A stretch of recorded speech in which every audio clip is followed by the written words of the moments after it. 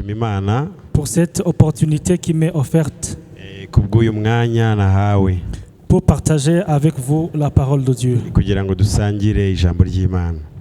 Je vais commencer par les salutations. Ndatangira na intashyo. J'ai quitté la République centrafricaine le 26 août. Navuye muri Centrafrica tariki 20 tariki 26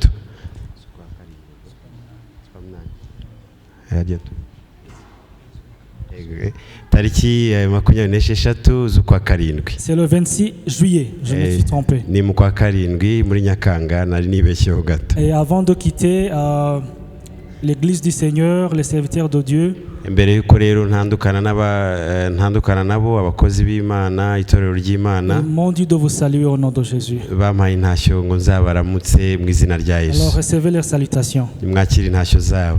Le week-end passé, weekend ishize nabwo samedi dimanche, kwa gatandatu no ku cyumweru j'étais à Bujumbura nari ndi Bujumbura et j'ai eu la chance, nagize amahirwe, j'ai eu la grâce ngirirwa ubuntu de rencontrer les frères et sœurs bwo guhura na bene data à l'église de Pentecôte de Chibitoke dans Bujumbura Mairie. Mu itorero rya Pentecôte rya Chibitoke. Et ils m'ont dit de vous saluer aussi au nom de Jésus. Nabo bampaye intashyo ngo nzabaramutse mu izina rya Yesu. Amen. Amen.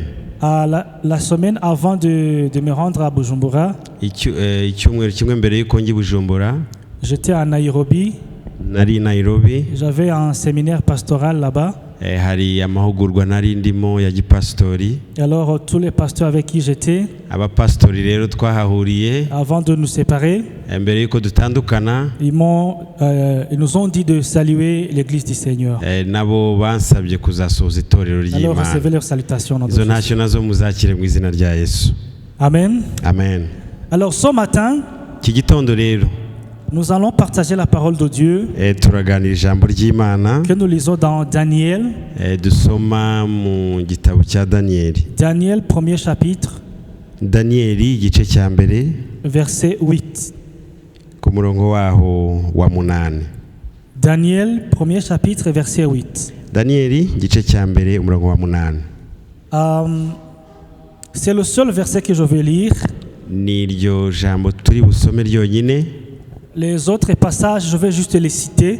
Indi mirongo ndagenda nyivuga. Et vous allez lire ça à la maison. Noneho ni mugeri muhira muze kuyisoma. Donc c'est un devoir à domicile que je vais vous donner. Ubwo rero ni umukoro ndibuze kubaho gukorera mu rugo. Je sais qu'il y a des gens qui ne lisent pas la Bible. Ndabizi ko hari abantu badasoma Bibiliya. Oui, il y a des chrétiens qui ne lisent pas la Bible. Kandi b'abakristo rwose badasoma Bibiliya. Pourtant ils ont la Bible.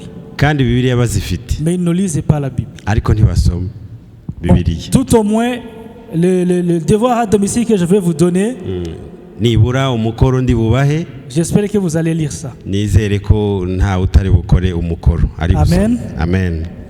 Pour ceux qui ne me connaissaient pas, le nom c'est Désiré Musoni. Kubatanzi nitwa Désiré Musoni. Là je parle aux visiteurs. Kandi aho ndi kwibwira abashyitsi. Sinon les gens de la maison ils me connaissent déjà. Naho abasangwa bo turaziranye neza. Alors lisons. Reka dusome rero uwo murongo. Daniel, premier chapitre, verset 8. Danieli, igice cya mbere umurongo wa 8. Daniel résolut de ne pas se souiller par les mets du roi et par le vin dont le roi buvait. Et il pria le chef des eunuques de ne pas l'obliger à se souiller. Amen. Maze Danieli agambirira mu mutima we kutaziyandurisha ibyo kurya by'umwami cyangwa vino yanywaga, aricyo cyatumye yinginga uwo mutware w'inkone kugira ngo atiyanduza. Pour ceux qui comprennent le français, vous avez constaté que le passage que je viens de lire, il y a un peu de différence avec ce que mon frère vient de lire en Kinyarwanda. Parce qu'en français, on dit que Daniel résolut de ne pas se souiller.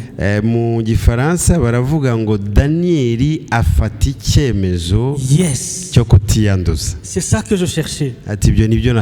Donc en français, c'est prendre une résolution. mu gifaransa rero bavuze ko yafashe icyemezo cyangwa umwanzuro. Ceux qui ont traduit en Kinyarwanda, Mu Kinyarwanda ho hari ukuntu babivuze. ils ont dit Baravuga ngo agambirira mu mutima we. agambira. Kugambira no gufata icyemezo ni ibintu bibiri bitandukanye. C'est très différent, donc résoudre ou prendre une résolution, N'est-ce pas? ou bien juste Oui. Quand on prend une résolution, iyo ufashe icyemezo c'est qu'on a déjà dépassé l'étape de désir. uba warenze igihe cyo kugambirira. On peut désirer, Ushobora mais kugambirira ne pas arriver à prendre une décision. ariko ntugere ubwo ufata icyemezo.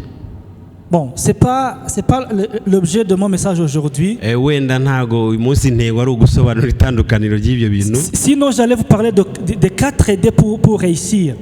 Nari kubabwira ibintu bine. Faut dire 4 idées. Ibintu bine bidufasha Oya, inyuguti D enye. Okay. D enye cyangwa Yes. da enye zo gutsinda. Voilà, le premier D c'est le désir. Da ya mbere ni kugambirira, désir. En toute chose, il faut d'abord désirer quelque chose. Mu bintu byose hari ukugira ubushake cyangwa icyifuzo kugambirira. Le deuxième D c'est la décision. Il faut prendre une décision. Da ya kabiri rero ni décision, gufata icyemezo. Le troisième D c'est la détermination. Da ya gatatu ni détermination cyangwa se gushishikara, kwiyemeza. Commitment, la détermination. Kwiyemeza. Donc quand tu as déjà pris la décision, iyo wafashe icyemezo, il faut être déterminé pour rester dans la décision.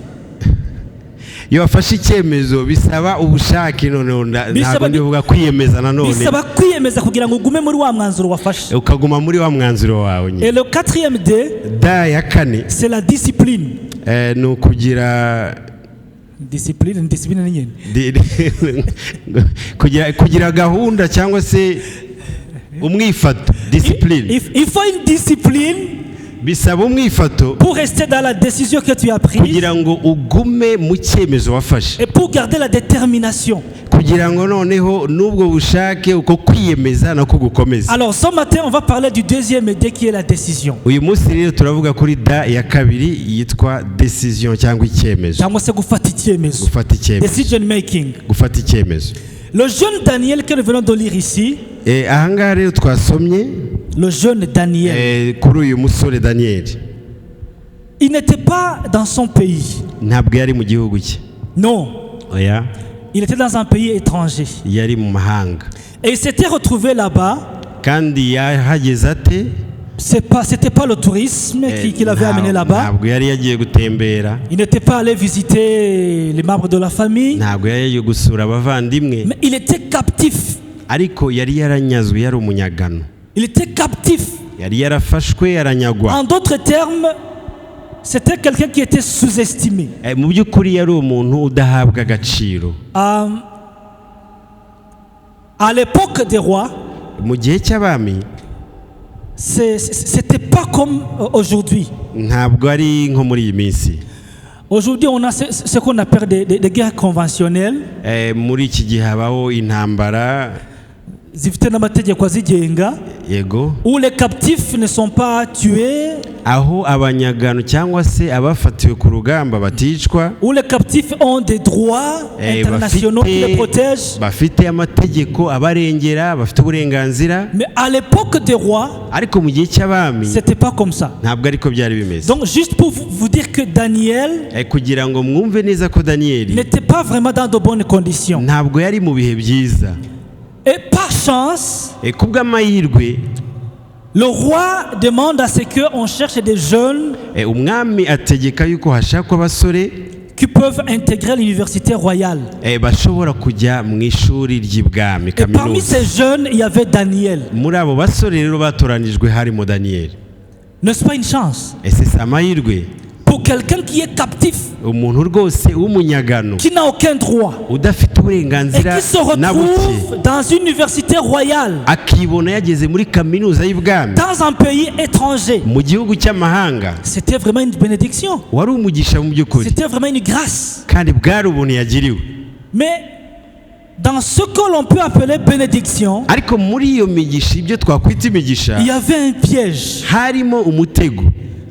Le roi décida que umwami aza gufata icyemezo n'ubundi tous ces jeunes qui étaient à l'université ko abo basore bose bari kuri kaminuza doivent manger sur le repas du roi bagomba kugaburirwa ibyo kurya by'umwami et doivent boire sur le vin du roi. kandi bakanywa no kuri vino y'umwami. Et c'était ça le piège. kandi uwo niwo wahindutse umutego, niwo wari Et umutego. c'était là où Daniel devait prendre une décision. aho rero ni naho Daniyeli yagombaga gufata icyemezo, Une décision qui n'était pas facile à prendre. icyemezo kitari cyoroshye gufatwa Parce qu'il avait devant lui des avantages. kuko imbere ye yari afite ibintu byiza bishimishije: Manger sur la table du roi, kurira ku meza y'umwami, boire sur le vin du roi. kunywera ku gikombe cy'umwami. Vous comprenez que vraiment c'était un honneur pour quelqu'un qui est captif mu d'une guerre. by'ukuri nk'umunyagano byari bihesheje ishema n'icyubahiro. Alors la décision que Daniel devait prendre icyemezo rero Daniyeli yagombaga gufata n'était pas facile à prendre. ntabwo cyari cyoroshye, C'était pas facile. mu by'ukuri ntibyari byoroshye. Un jeune umusore captif umunyagano et qui se voit donner une occasion wari ugize amahirwe de partager avec le roi. yo gusangira n'umwami. C'était pas vraiment facile de prendre une décision contraire à ce que le roi voulait. ntabwo byari byoroshye gufata icyemezo gitandukanye n'icyifuzo cy'umwami. Mais Daniel devait prendre une décision. ariko Daniyeli byamusabaga gufata icyemezo. Alléluia. Amen. Des fois, je me demande hari igihe nibaza si c'était à notre époque, nkibaza ati se iyo biba ari mu gihe cyanjye, si c'était à mon époque, à ton époque, biba mu gihe cyanjye, biba mu gihe cyawe, peut-être que tu allais te dire, mais je vais prier pour ce repas et le manger. Hein. nashobora kuvuga ni ibyo kurya rwose ndabyeza mbisengere kandi Rwose ndabyeza mbikubite. ubundi mbirye. Mais la Bible nous a dit que ariko Bibiliya hari icyo son yatubwiye, repas était souillé. iravuga ngo ibi byo kurya byari bihumanye, Le repas était souillé. byari bihumanye, byari byanduye. Daniel n'a pas pensé à prier pour son repas, Daniyeli ntabwo yatekereje kubisengera, mais il a pensé à prendre une décision radicale de refuser carrément. ariko yafashe icyemezo ntakuka cyo kubyanga. Alléluia. Amen. Une décision radicale de refuser carrément. icyemezo ntakuka cyo kubyanga C'était pas facile, ntabwo byari byoroshye, mais il l'a fait. ariko arabikora. Gloire à Dieu. Imana ishimwe. Alors, le thème d'aujourd'hui, uyu munsi rero icyo nifuza ko tuganira, umutwe c'est w'amagambo la prise de décision. ni ugufata icyemezo. Amen. Amen. La prise de décision. gufata icyemezo. Nous tous qui sommes ici, twese uko turi aha, si nous sommes venus ce matin, niba twazindukiye aha, c'est parce que nous avons pris la décision de venir aujourd'hui. nuko twafashe icyemezo cyo kuza uyu munsi, Parce qu'il y a ceux qui ont choisi de faire autre chose. kuko hari abandi bahisemo kugira ibindi bakora, Et c'est leur décision. kandi ni icyemezo cyabo. La vie de tous les jours ubuzima bwa buri munsi est faite de décisions. bwuzuye ibyemezo dufata. Amen. Amen. La vie de tous les jours est ubuzima bwa faite buri de munsi décisions. ni ibyemezo gusa gusa. Et si vous prenez de bonnes décisions, iyo dufashe ibyemezo byiza, ça va vous conduire à de bons résultats. bitugeza ku musaruro muzima Mais si nous mwiza. prenons de mauvaises décisions, ariko iyo dufashe ibyemezo bibi, ça nous conduit à de mauvais résultats. nabyo biduha umusaruro mubi Cyangwa se ingaruka. cyangwa ingaruka, Ça nous conduit à de mauvais résultats. bitugeza ku ngaruka mbi. Et vous savez, dans la vie de tous les jours, kandi mu buzima bwa buri munsi nous sommes le produit des décisions que nous prenons. twebwe turi umusaruro cyangwa tumeze nk'uko dufata ibyemezo. Cyangwa se turi umusaruro w'imyanzuro yacu. Yego, Nous sommes le produit de nos décisions. turi umusaruro w'ibyemezo dufata. Si tu prends de bonnes décisions, iyo ufashe ibyemezo bizima, les résultats seront bons.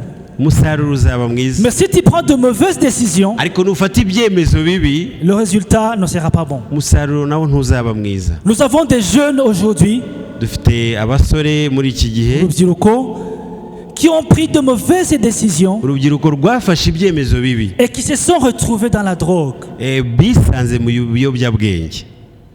Un jour, ils ont décidé de goûter, d'essayer. rimwe bafashe icyemezo cyo gufataho kubigerageza. Et après cette décision, Nyuma y'icyo cyemezo ils se sont retrouvés dans de très mauvaises conditions. baje kwisanga mu bihe bibi. Nous avons des foyers, Dufite ingo, des familles imiryango qui se retrouvent dans des problèmes bisanga mu bibazo parce qu'ils prennent de mauvaises décisions. bitewe n'ibyemezo bibi bafata. Que Dieu nous aide à prendre de bonnes décisions. Imana idufashe kugira ngo tujye dufata ibyemezo byiza. Alléluia. Amen. Le Rwanda que nous voyons aujourd'hui, Iki gihugu cy'u Rwanda tubona uyu munsi c'est le fruit des décisions qui ont été prises. ni umusaruro w'ibyemezo byafashwe.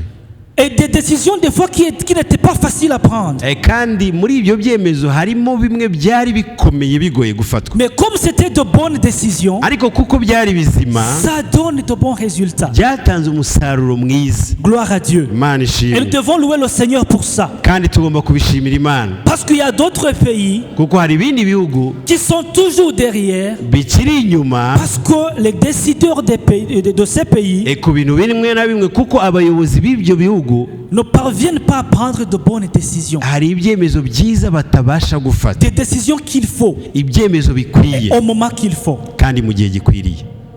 Nous avons d'autres exemples dans la Bible Dufite izindi ngero muri Bibiliya qui nous montrent des gens qui ont pris de bonnes décisions zitwereka abantu bagiye bafata ibyemezo bikwiye et qui ont eu de bons résultats. kandi bakagira umusaruro mwiza.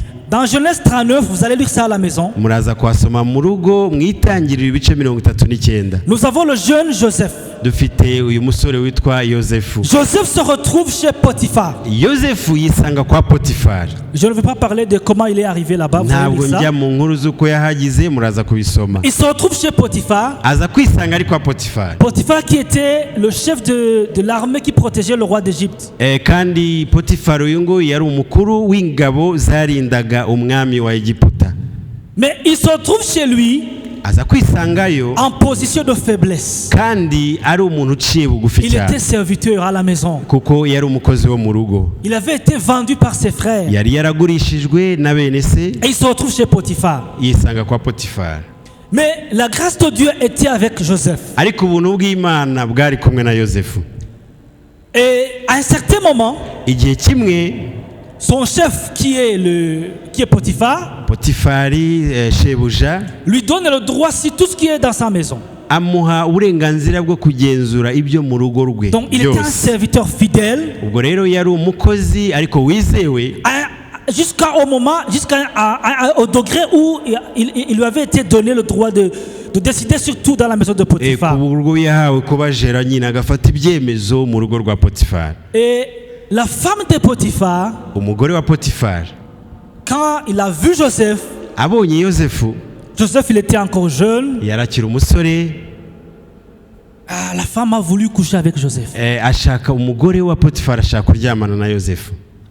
Et elle approche Joseph Yegera Yosefu gentiment yitonze, et lui propose de coucher avec lui. amusaba ko baryamana.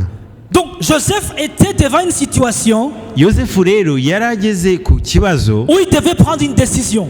cyamusabaga nabwo gufata icyemezo. La dame lui propose de coucher avec lui. Uyu ni umugore umusaba ko baryamana. Joseph c'est un serviteur.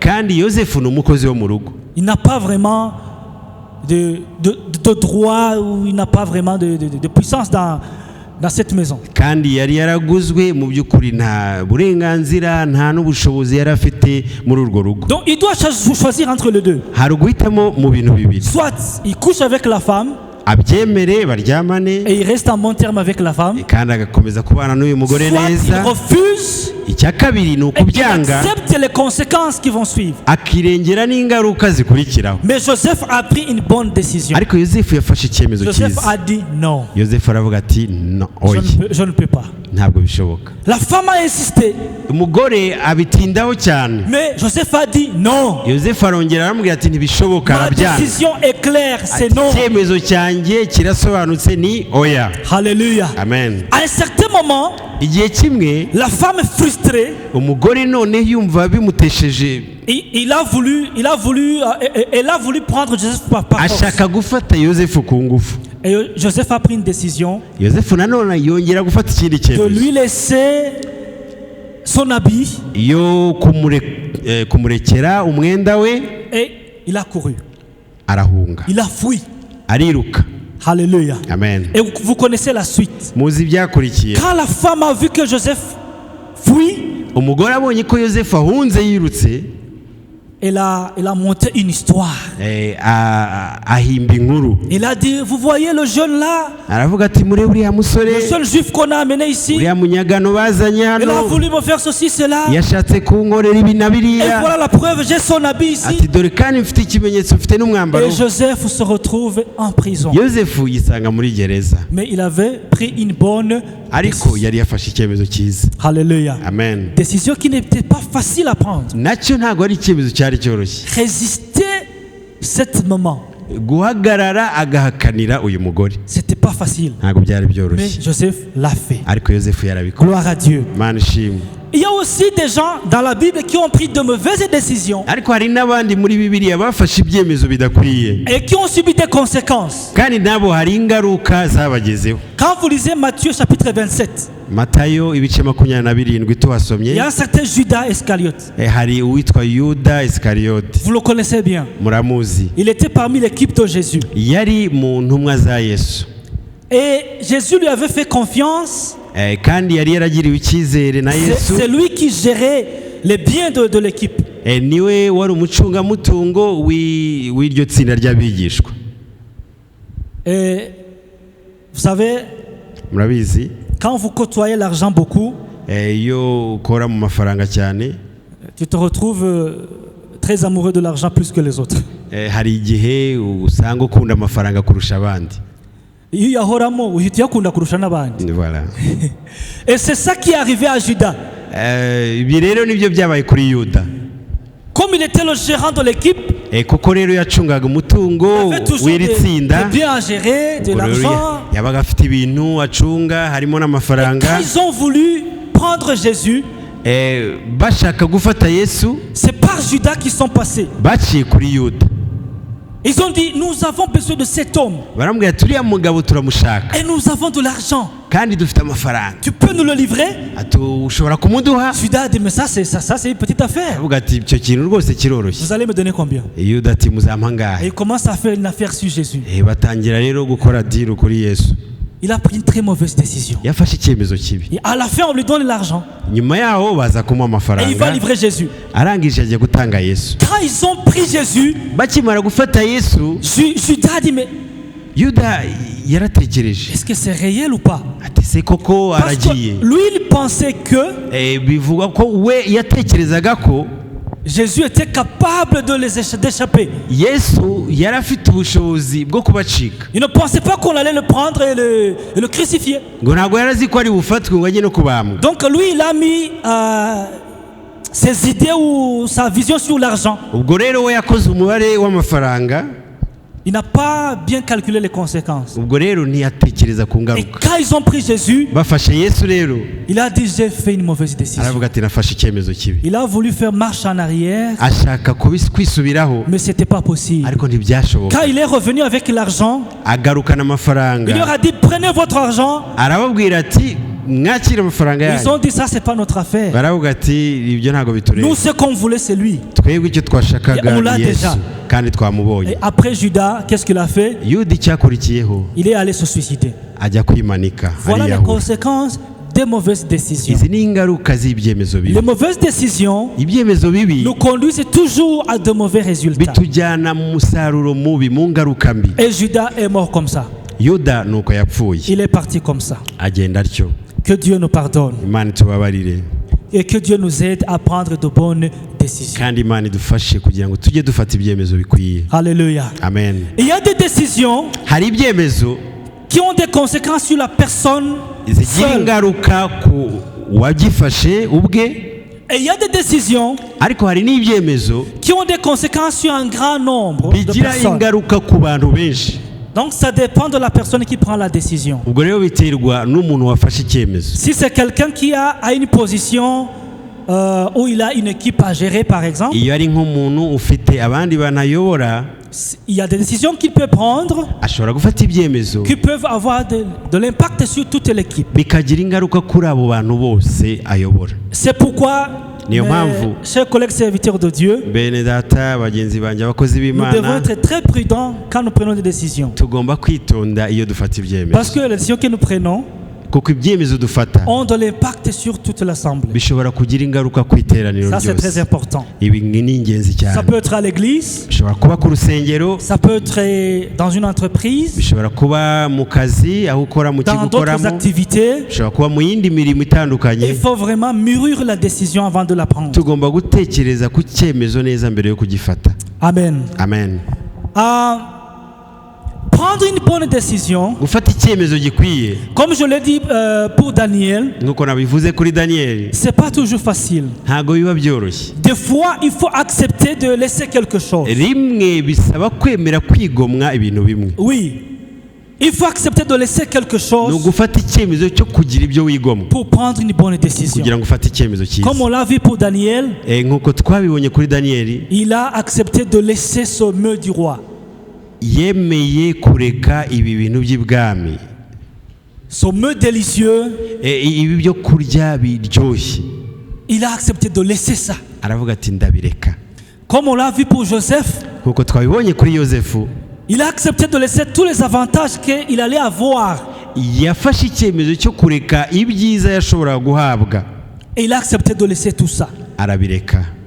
Donc, prendre une décision, Gufata icyemezo ça demande de laisser quelque chose. bisaba kugira ibyo twigomwa. Alléluia. Amen. Mais j'ai une bonne nouvelle pour toi. Ariko ngufitiye inkuru nziza uyu Même munsi. si tu laisses quelque chose, Nubwo hari icyo waretse, au-delà de ça, inyuma y'ibyo il y a une récompense. hari ingororano, Et il y a une grande récompense. kandi ingororano ikwiye. Alléluia. Amen. Et c'est ça qui est arrivé à Daniel. Icyo rero nicyo cyaje kuba kuri Daniel. Quand vous continuez à lire sur Daniel, Ukomeje gusoma inkuru za Daniel, à un certain moment, il s'est retrouvé la troisième personnalité du pays. hari igihe byageze aza kuba umuntu wa gatatu ukomeye muri iki gihugu, Alors qu'il était dans un pays étranger. kandi yari umunyagano, Alléluia. yari mu gihugu Même cy'amahanga. chose pour Joseph. Niko byagendekeye na Yosefu. Joseph, quand il a refusé de coucher avec cette femme, Yanze kuryamana n'uyu mugore, il s'est retrouvé en prison. yaje kwisanga muri gereza, Mais après la prison, ariko nyuma ya gereza il est devenu premier ministre du pays. aza kuba premier ministre mu Et gihugu. c'était un pays étranger. Kandi cyari igihugu cy'amahanga, C'était pas chez eux. ntabwo hari iwabo, Mais il s'est retrouvé premier ministre du ariko pays. yisanga ari umuyobozi premier ministre muri icyo gihugu. Gloire à Dieu. Mana Donc, ishimwe. quand on prend de bonnes Iyo décisions, dufashe ibyemezo byiza, même si on ne voit pas des résultats dans l'immédiat, nubwo tudahita tubona ingaruka nziza ako kanya, notre Dieu est fidèle. Imana yacu niyo kwizerwa. Alléluia. Haleluya. Quand on résiste au mal Iyo twirinze ikibi et qu'on prend une de bonnes décisions, tugafata ibyemezo byiza, même si on ne voit pas de résultats tout de suite, nubwo tutabona ingaruka nziza ako kanya, on sait qu'à un certain moment, on aura notre récompense. tuzi ko hari igihe kizagira tukabona ingororano. Gloire à Dieu. Imana Et ishimwe. quand Dieu nous récompense, Kandi Imana itugororeye il ne le fait pas comme les hommes. ntabwo abikora nk'abantu, Non, il le fait comme Dieu. abikora nk'Imana. Il donne ce qui est extra, Iduha byinshi au-delà de ce que tu peux penser. birenze ibyo watekereza. Gloire à Dieu. Imana ishimwe. Parce que qui pouvait penser que Joseph, Ninde wari butekereze ko Yosefu qui est rentré en Égypte comme esclave, wageze muri Egiputa ari umugaraga, ari umucakara, pouvait devenir premier ministre en Égypte? yashobora kuba premier ministre muri icyo gihugu? Personne ne pouvait le Nta wari imaginer. kubitekereza, Mais c'est arrivé. ariko byarabaye. Même si c'est passé par un chemin difficile, Nubwo byaciye mu nzira igoye, même si c'est passé par une prise de décision qui était difficile, nubwo byamusabye gufata ibyemezo bigoye, mais Dieu l'a récompensé. ariko Imana yaramugororeye. Gloire à Dieu. Imana ishimwe. Alléluia. Haleluya. Et pour prendre de bonnes décisions, Kugira ngo umuntu afate ibyemezo byiza, des fois, il nous faut demander des conseils. rimwe na rimwe bidusaba no kugisha inama. Je répète, Nshaka pour kubisubiramo. prendre de bonnes décisions, Kugira ngo umuntu afate icyemezo cyiza, des fois, il nous faut demander des conseils. hari igihe bidusaba kugisha inama. Oui, Yego. à tous les niveaux, Ku nzego zose, quel que soit l'âge, imyaka yose waba quelle que ufite, soit la fonction que tu occupes, aho waba ukora hose, il faut des fois demander des rimwe conseils. na rimwe ni byiza kugisha Et je vais inama. vous dire, Kandi nagira ngo mbabwire, la personne la plus sûre qui peut donner de bons conseils, umuntu w'umwizerwa ushobora gutanga inama nziza c'est notre Dieu. ni Imana yacu. Alléluia. Alléluia. Et il est toujours à notre disposition. Kandi ihora yiteguye Il n'est jamais kutwakira, loin de nous. ntago itujya kure. Il est toujours près de nous. Imana yacu iduhora hafi, Il attend que l'on vienne le consulter. itegereje yuko tuyigisha inama. Et quand on consulte notre Dieu, Kandi iyo tugishije Imana il va inama nous aider à prendre de bonnes idufasha décisions. gufata ibyemezo bikwiye. Gloire à Dieu. Imana ishimwe. Il y a aussi des hommes Hari n'abantu en qui Dieu a mis sa sagesse, Imana yashyizemo ubwenge qui bwayo peuvent nous aider à prendre de bonnes nabo décisions. bashobora kudufasha gufata ibyemezo Oui, la byiza. Bible nous montre des cas Bibiliya hari ingeri iduha où les gens ont consulté d'autres personnes qui ont la sagesse de Dieu abantu bagiye bagisha inama abantu bari mu bwenge bw'Imana et ils leur ont donné de bons conseils kandi baje guhabwa cyangwa se babahaye inama zikwiye. qui les ont aidés à prendre de bonnes décisions. Izi nama zabafashije gufata ibyemezo byiza. Gloire à Dieu. Imana ishimwe. Quand vous lisez dans 2 Samuel chapitre 5, Usomye mu gitabo cya kabiri cya Samweli ibice 5 à partir du verset 17, guhera ku murongo wa 17. notez ça, c'est le devoir à domicile. Ni ya gahunda y'umukoro muza gusomera mu rugo. Vous allez trouver là-bas une histoire de David. Muraza kuhasanga inkuru za Dawidi. Quand David a été attaqué, Dawidi atewe, avant d'aller combattre, mbere yo kujya ku rugamba il a pris une décision de consulter Dieu. yafashe icyemezo cyo kugisha Imana inama. Il a demandé à Dieu, Asaba Imana est-ce que je peux aller les combattre? atese njye ku rugamba, Est-ce que j'aurai la victoire? ese nzabanesha. Et Dieu lui a dit, allez-y, tu auras la victoire. Imana iramubwira ati genda uzanesha. Et comme Dieu lui avait dit qu'il aura la victoire, Nk'uko Imana yamubwiye ko quand azatsinda, il est parti combattre, agiye ku rugamba il les a vaincus. aratsinda. Alléluia. Amen. Et ils sont venus l'attaquer pour la deuxième fois. Ubwa kabiri nabwo bamuteye, Il n'a pas dit, mais la fois passée, Dieu m'a dit que j'aurai la victoire. ntago yavuze ati ubushize Imana yanyemereye ko ndi buneshe, Je vais y aller tout de suite. reka ubu mpite njyayo. Non.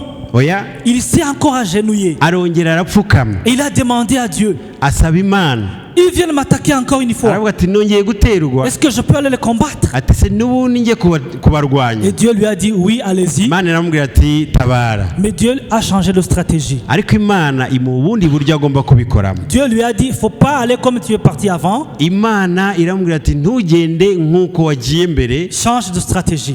hindura uburyo. Et quand il a changé de stratégie, comme Dieu lui avait dit, Ahinduye uburyo nk'uko Imana yamubwiye, il a eu la victoire. aranesha. Alléluia. Amen. Frères et sœurs, Bene data muri pour Kristo, conclure, kugira ngo dusoze, je veux vous dire que, comme je l'ai dit au commencement, ndashaka kubabwira nk'uko nabibabwiye kare, la vie de tous les jours ubuzima bwa buri munsi est faite de décisions.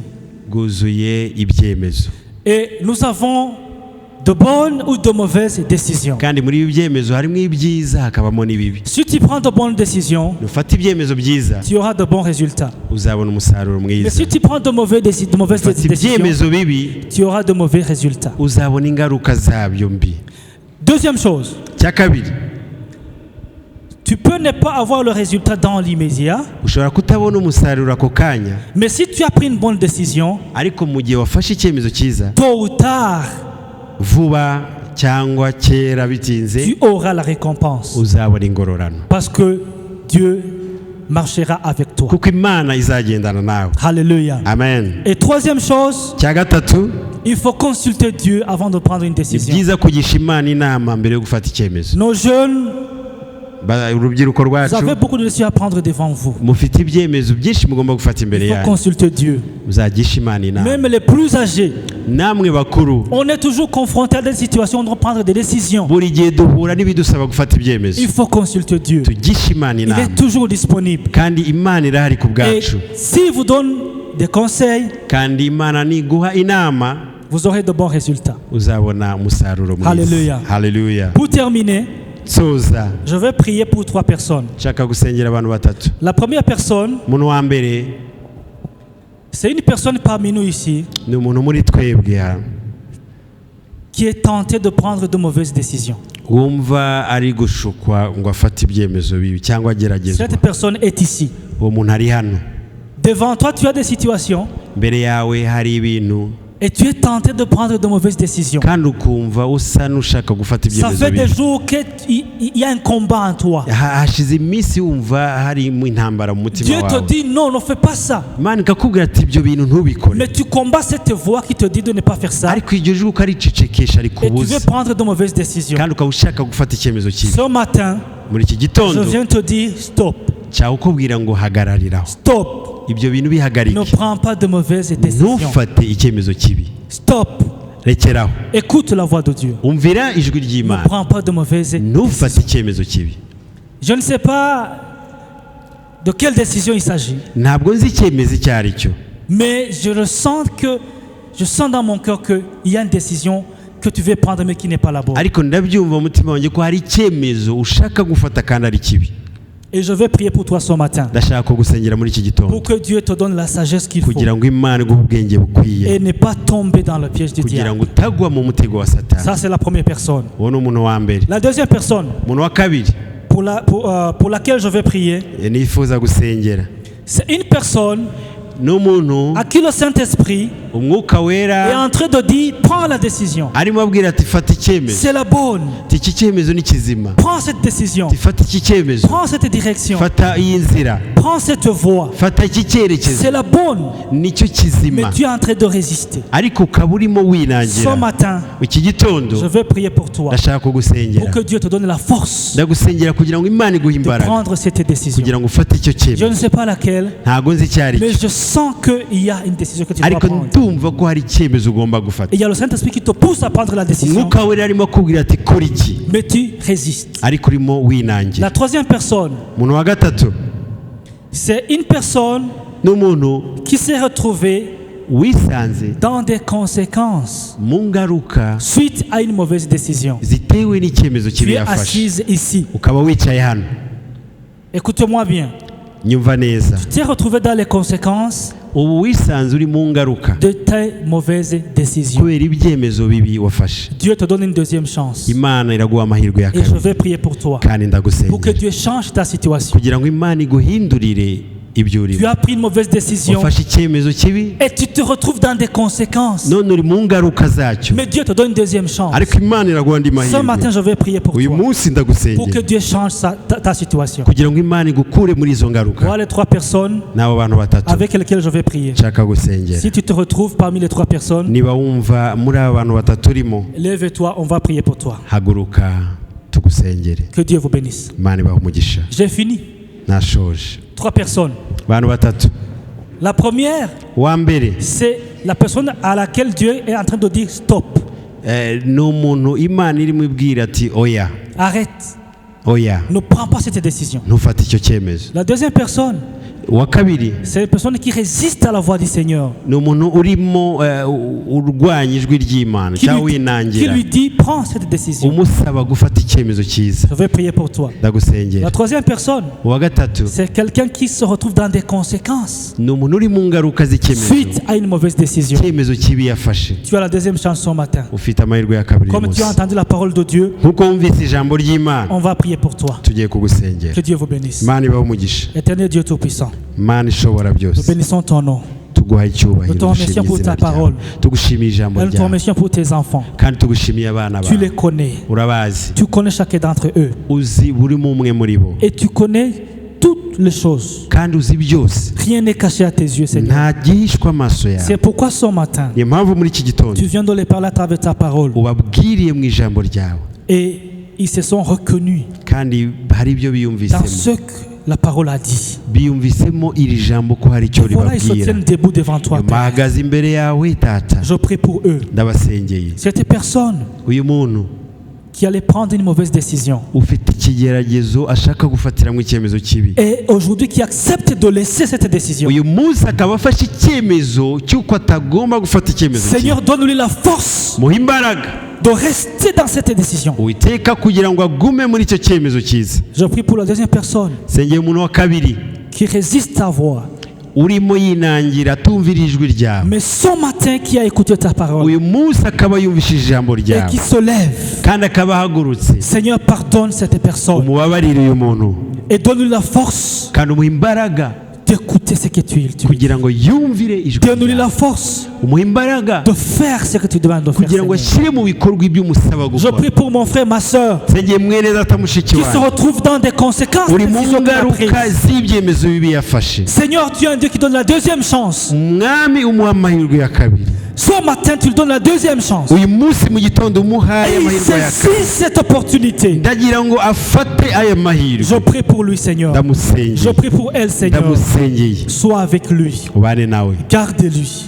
umurinde Et aide cette personne kandi uyu muntu à umufashe continuer à marcher dans ta voie, Seigneur. agendere mu nzira zawe Merci pour tout. ndagushimiye Merci Mwami pour tes kuri enfants. byose ngushimiye abana Au nom bawe de Jésus, je prie. mu izina rya Yesu usabye Amen. amen Amen. Que Dieu vous bénisse. imana ibahe umugisha Amen. amen